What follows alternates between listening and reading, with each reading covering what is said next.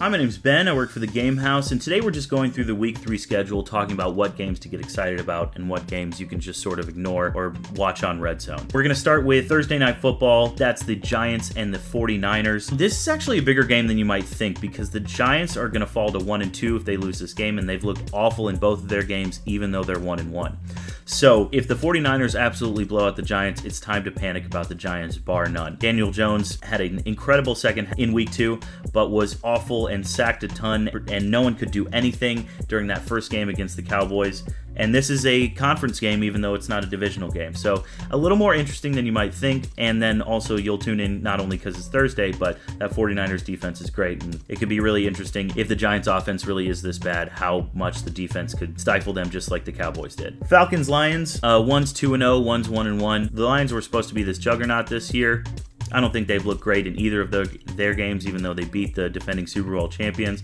And the Falcons are 2-0, even though they probably should have lost that game against the Packers. But they did win because Joe Barry is the Packers defensive coordinator. Enough said. Chargers and Vikings, both 0-2 teams, actually pretty big because one of these teams is going to go to 0-3, and it is full-blown panic mode. Brandon Staley might lose his job. The Vikings might start to tank for Caleb Williams because Kirk Cousins is in his last year. A little more interesting of a game, not because of who wins, but because of who might lose.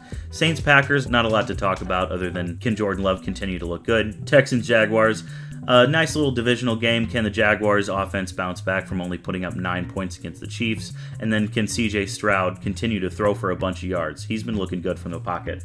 Broncos-Dolphins, not a lot to talk about here. Dolphins are going to run all over the Broncos, in my humble opinion. Titans-Browns, of course, Nick Chubb is now gone after that Monday Night Football game. Derrick Henry isn't. The Titans sort of need a win. Browns need a moral victory, but unless you really like Smash Mouth football, not a lot to talk about here. Bills-Commanders, I think the Bills are going to hand the Commanders their first loss. Josh Allen needs to continue to look better to prove everybody wrong. Colts-Ravens, two running quarterbacks. This could be really interesting from a fantasy standpoint for sure. Two very athletic, interesting quarterbacks and interesting offenses. Other than that, not a bunch of storylines in this game.